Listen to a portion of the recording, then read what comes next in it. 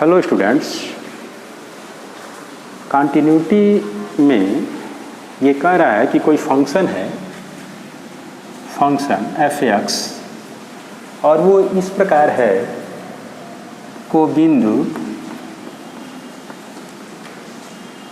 जो बिंदु दिया है, ओरिजिन दिया है 0, 0 पर, ये कंटिन्यूअस है कि नहीं।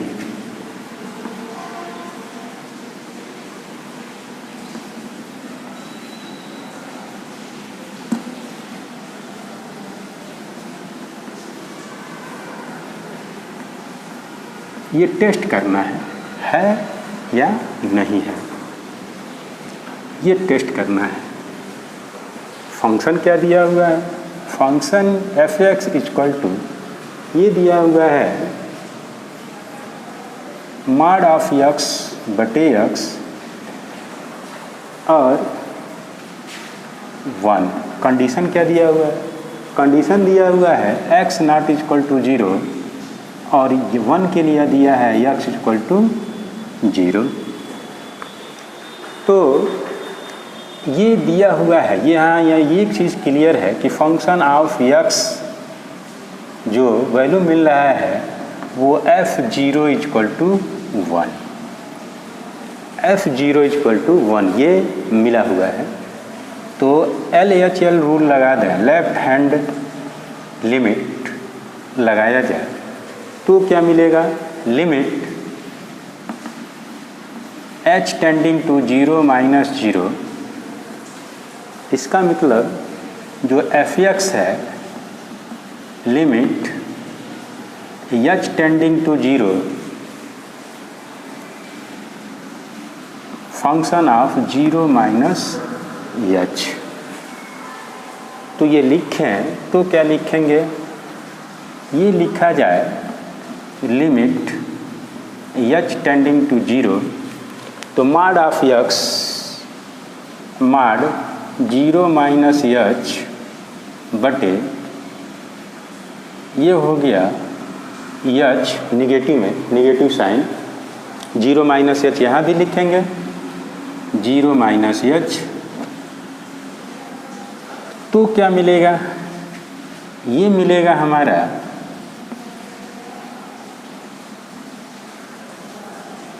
माइनस लिमिट लिख लें, limit h tending to 0 minus h और ये हो गया माइनस h। जब हम मॉड से किसी राशि को बाहर निकालते हैं तो वहाँ पॉजिटिव होता है, तो जब पॉजिटिव होता है तो ये हम लिख सकते हैं limit h tending to 0 h बटे माइनस h यानी कि -1। अब RHL निकालें, राइट हैंड रूल निकालें, लिमिट RHL, तो limit h tending to 0 plus 0 function of x, ये मिलेगा limit h tending to 0 function 0 plus h। ये हम लिखें तो लिख सकते हैं limit h tending to 0 0 plus h बटे 0 प्लस h, ये मिलेगा limit h tending to 0 mod of h बटे h। इसका मतलब ये हो गया कि जब पॉजिटिव राशि निकलती है तो limit h tending to 0 h बटे h that is equal to 1। तो एक इक्वेशन यह है, दूसरा इक्वेशन यह है। अब दोनों समीकरणों से हम देखें तो समीकरण 1 और 2 से क्या मिलेगा, left hand limit not equal to right hand limit. इसका मतलब ये हो गया कि जो फंक्शन है फलन x बराबर 0 पर डिसकंटिन्यूअस है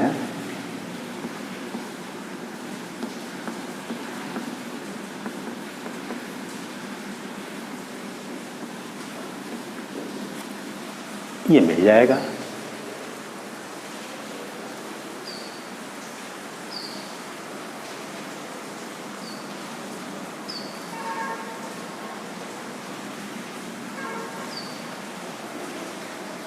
इस प्रकार हम चेक कर लेते हैं।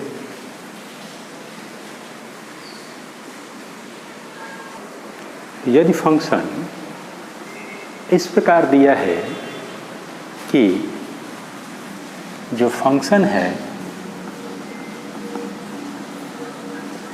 ये कह रहा है कि 1 minus cos 4x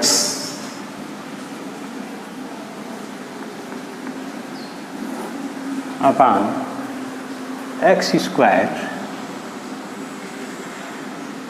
x not equal to 0, और ये कह रहा है कि ये 4 है जबकि x इक्वल टू 0।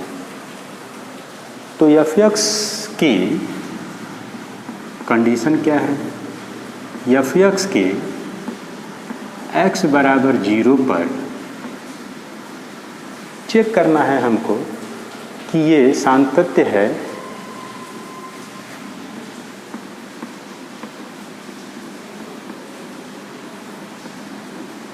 या नहीं।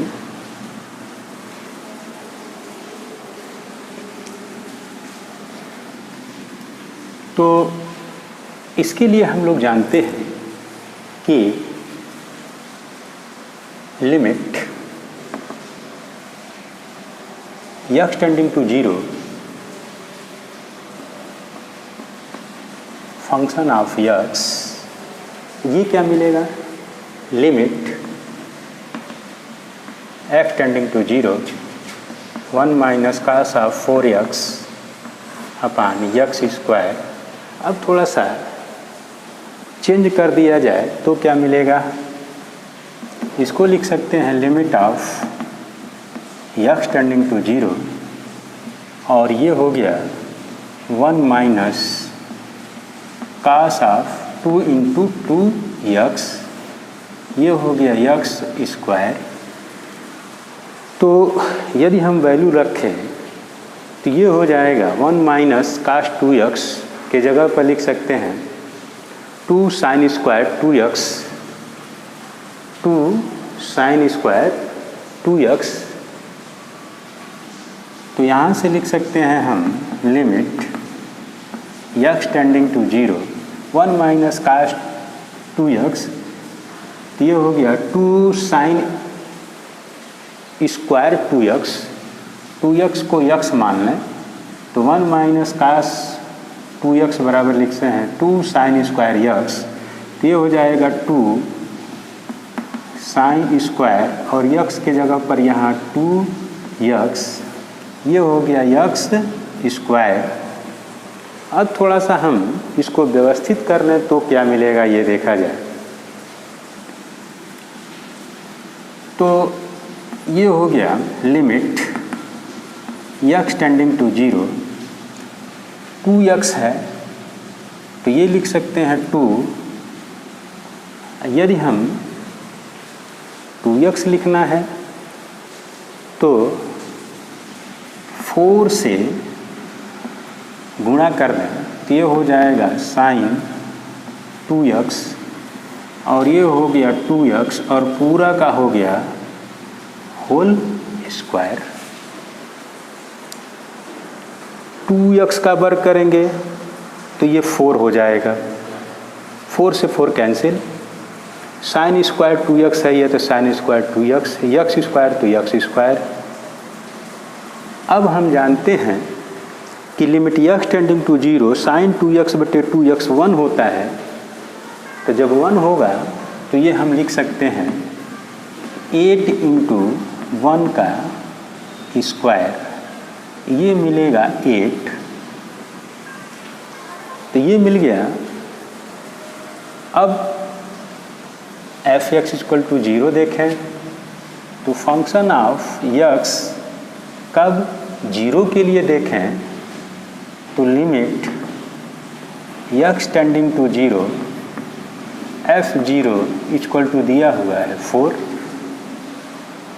ये इक्वेशन 1 है।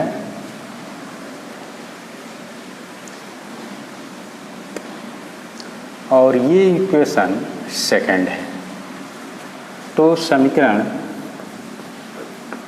1 और 2 से क्या मिलेगा ये हम देखें तो देख सकते हैं कि limit x tending to 0 f x not equal to जो एफ एक्स है यहाँ 8 है और ये 4 है, तो f x not equal to f0।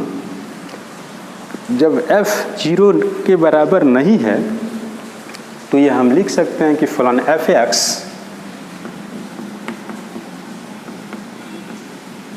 फलन एफ एक्स एक्स बराबर 0 पर सतत नहीं है।